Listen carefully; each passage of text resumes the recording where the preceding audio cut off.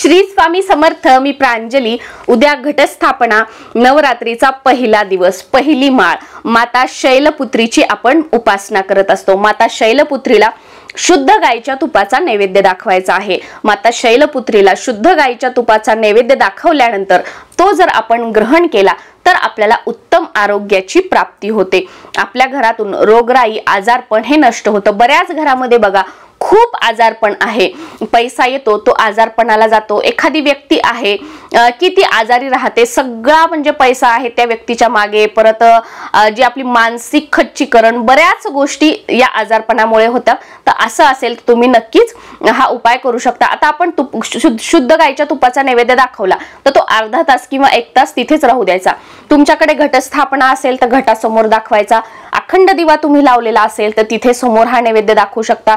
किंवा हे दोन्हीही नसेल तर तुम्ही अगदी देवघरासमोर सकाळी देवाची पूजा झाली की आपण दाखवू शकतो. आणि त्यानंतर हा नैवेद्य जो तूप आहे ते आपण पोळीला लावून किंवा भातावर टाकून किंवा तूप साखर जर आवडत असेल तर ते खाऊ शकतो. याने आपल्याला उत्तम आरोग्याची प्राप्ती होते. आणि माता शैलपुत्रीला प्रार्थना करायची की मला व माझ्या कुटुंबियांना उत्तम आरोग्याची प्राप्ती होऊ दे असं.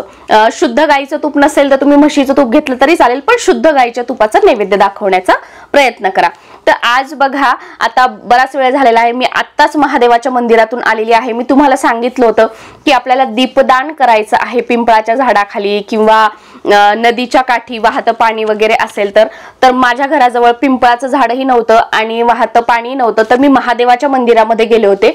तिथे मी शिवलिंगावर प्रदोष काळी जल अर्पण करून, तसं प्रदोष काळ म्हणता येणार नाही, घरी मी तो तांदळाचा तुम्हाला उपाय सांगितला तो केल्यानंतर मी तिकडे गेली. तिकडून मी आता आली आणि मी आता व्हिडिओ शूट करत आहे. तर तिथे महादेवाच्या समोर एक दिवा लावला आणि बेलाच्या झाडाखाली सुद्धा मी एक दिवा लावला. तर बघा की आपल्याला काही शक्य नाही झालं तर आपण काहीतरी असा मार्ग काढून आपल्याला जे उपाय करायचे ते आपण करू शकतो. कारण आपण केलेले कोणतेही उपाय, कोणत्याही सेवा ह्या कधीही वाया जात नाहीत. भलेही मी पिंपळाच्या झाडाखाली केलं नाही, महादेवाच्या मंदिरामध्ये केलं, पण माझा भाव काय होता की माझ्या पित्रांसाठी केलं. तर हा भाव महत्वाचा असतो आणि तो उपाय करणं महत्वाचं असतं. तर बघा आता उद्यासाठी या नवरात्रीच्या 9 दिवसांमध्ये प्रत्येक दिवशीचा एक वेगळा उपाय मी तुम्हाला सांगणार आहे. आता हा जो उपाय आहे आता सांगणार आहे तो उद्या आपल्याला पहिल्या माळीला करायचा आहे. तुम्हाला हवं असेल तर तुम्ही पहिल्या माळीपासून 9व्या माळीपर्यंत सुद्धा करू शकता, काही हरकत नाही. किंवा तुम्ही या नवरात्रीमध्ये कोणत्याही दिवशी सुरू करून पुढे 21 दिवस सुद्धा हा उपाय तुम्ही करू शकता, कारण याचे रिझल्ट तुम्हाला काही दिवसामध्येच बघायला मिळतील. तर आपल्याला करायचं काय आहे की कशासाठी करायचं आहे सर्वात महत्वाचं.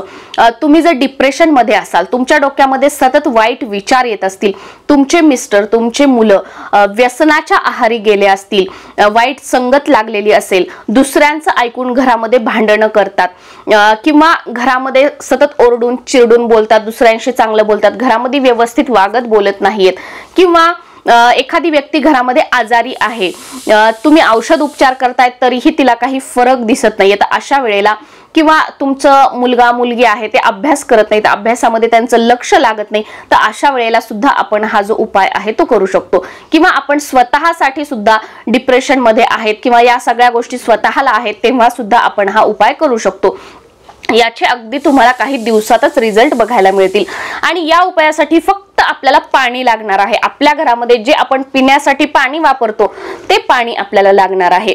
आता मी जेव्हाही हा उपाय करते तर मी काय करते, आपलं जे दुधाचं पातेलं असतं बघा, स्टीलचं 1/2 लिटर किंवा 1 लिटर पसरट पातेलं असतं दूध घेण्याचं आपलं स्टीलचं, तर त्याच्यामध्ये मी हा उपाय करते. कारण ते पसरट असतं आणि त्याच्यामध्ये ना एक फिलिंग की उपाय चांगला होतो. म्हणजे माझा तरी असा अनुभव आहे.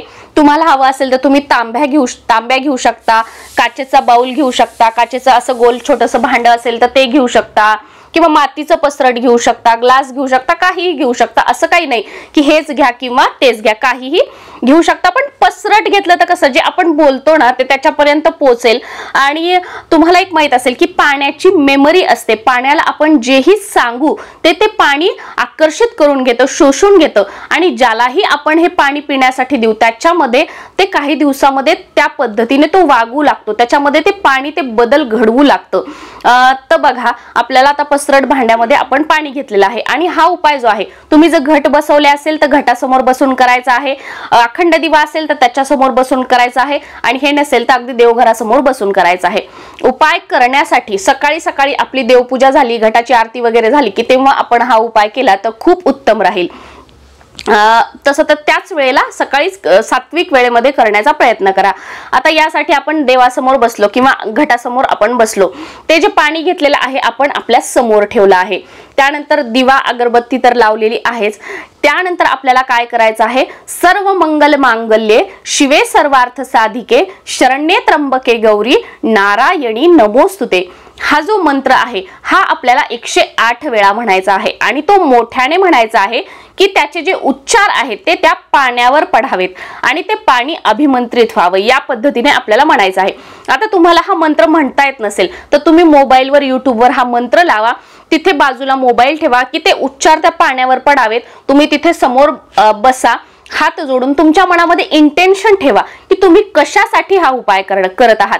म्हणजे मी स्वतः आहे, मी आजारी आहे, मी खूप ट्रीटमेंट केल्या, मला फरक पडलेला नाही, तर आय एम हेल्दी, मला उत्तम आरोग्य प्राप्त झालेलं आहे, मी हेल्दी आहे, उत्तम आरोग्य प्राप्त व्हावं यासाठी मी हे पाणी तयार करत आहे। आई भगवतीची माझ्यावर कृपा व्हावी आणि उत्तम आरोग्याची मला प्राप्ती व्हावी ही मनोकामना आपण आपल्या इंटेन्शन मनामध्ये ठेवायचं आणि 108 वेळा तो जो मंत्र आहे तो चालू राहू द्यायचा।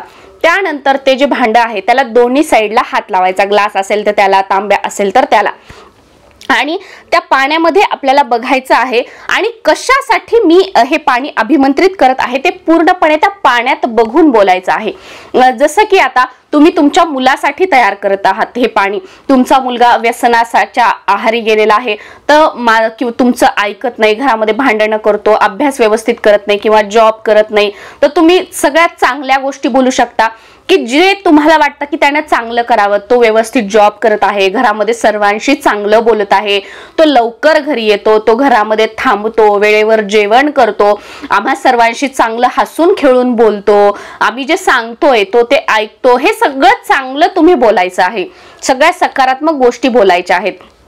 तुम्हाला हवा असेल तर सुरुवातीला पण आपण ह्या गोष्टी बोलू शकतो, त्याच्यानंतर हा मंत्र लावू शकतो, मंत्र संपल्यानंतर परत आपण या गोष्टी बोलू शकतो किंवा सुरुवातीला गोष्टी बोलायच्या त्यानंतर आपण मंत्र उच्चार स्वतः केला तर त्याचा जो रिझल्ट आहे तो आपल्याला खूप लवकर बघायला मिळतो आणि त्यानंतर परत आपली जी मनोकामना आहे ती बोलायची, स्वतःसाठी असेल तर स्वतःसाठी बोलायचं, दुसऱ्यासाठी असेल तर त्याचं नाव घेऊन याच्यासाठी याला असं व्हावं हे आपल्याला सगळं बोलायचं आहे। आणि त्यानंतर ते जे पाणी आहे त्या पाण्यावर आपल्याला पूर्ण असा श्वास घ्यायचा, दीर्घ श्वास, त्या पाण्यामध्ये पूर्ण दीर्घ श्वास घ्यायचा आणि त्या पाण्यामध्ये फूक द्यायची आहे आपल्याला, म्हणजे जी सगळी सकारात्मक एनर्जी आहे की माझ्या मुलांनी असं वागावं, तसं वागावं, चांगल्या गोष्टी ज्या आपण बोललेल्या आहेत, ज्या आपल्या डोक्यामध्ये आहेत, त्या सगळ्या गोष्टी आपण फूकद्वारे त्या पाण्यामध्ये घालत आहोत आणि हे पाणी तिथेच राहू द्यायचं। जेव्हा तुमच्या मिस्टरांना, मुलांना, तुम्हाला स्वतःला तुम्ही हे पाणी केलं असेल तर दिवसभर हेच पाणी आपण त्यांना प्यायला द्यायचं आहे। आता तुम्ही म्हणाल कसं, तर हा तुमचा प्रश्न, म्हणजे तुम्ही जेवण करताना देऊ शकता, तुम्ही ऑफिसला जाताना बॉटलमध्ये देऊ शकता, तुम्ही त्यांच्यासाठी काहीतरी भात बनवताय, भाजी बनवताय, त्यांच्यासाठी पोळ्या बनवताय, त्याच्यामध्ये तुम्ही हे टाकू शकता, म्हणजे काहीतरी चहा बनवताय त्याच्यामध्ये टाकू शकताय, तर असं तुम्ही हे दिवसभरामध्ये त्यांना पाणी द्यायचं आहे। तुम्हाला हवं असेल तर नवरात्रीचे 9 दिवस तुम्ही हे करू शकता किंवा पुढे 21 दिवस करू शकता किंवा तुम्ही नवरात्रीच्या पहिल्या दिवशी जरी हा उपाय केला तर तुम्हाला चांगले रिझल्ट बघायला मिळतील। श्री स्वामी समर्थ।